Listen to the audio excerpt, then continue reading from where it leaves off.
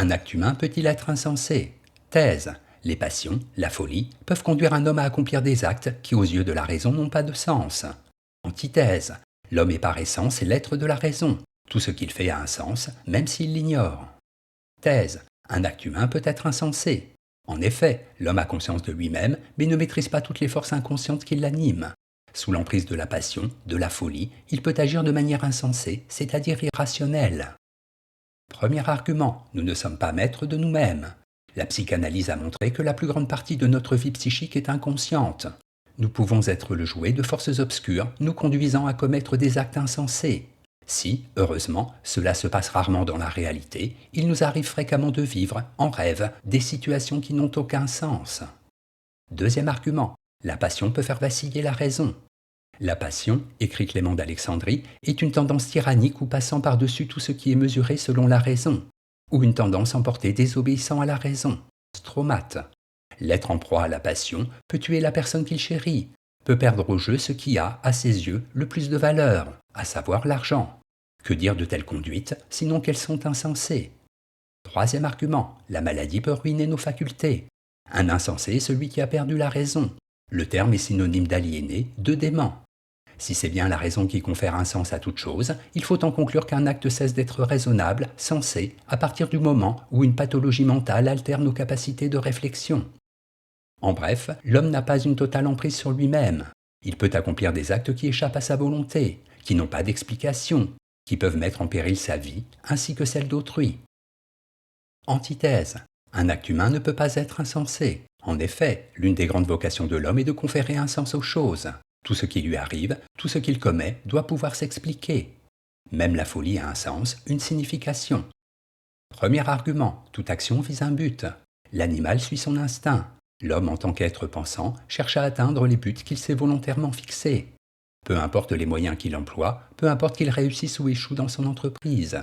Ce qui compte, c'est qu'il n'agit jamais sans anticiper. Tel est le propre de l'intelligence humaine, devancer le temps pour mieux s'adapter à une situation présente. Deuxième argument, aucun acte n'est totalement inconscient.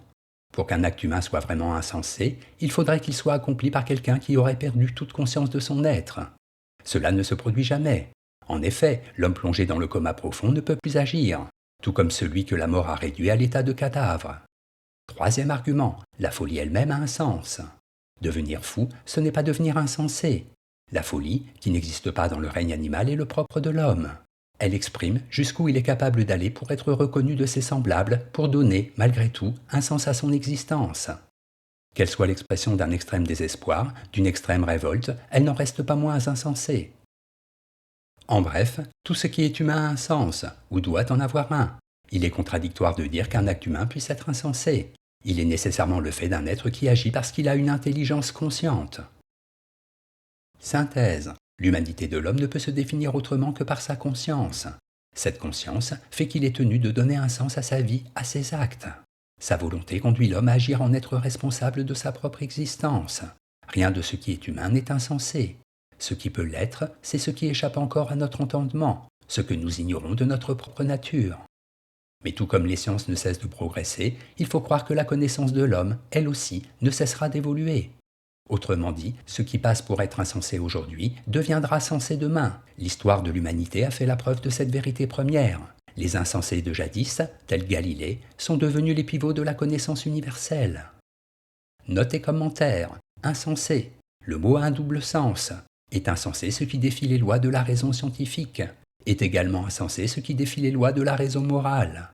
Dans les deux cas, sens et non-sens renvoient à un même tribunal, la conscience de l'homme.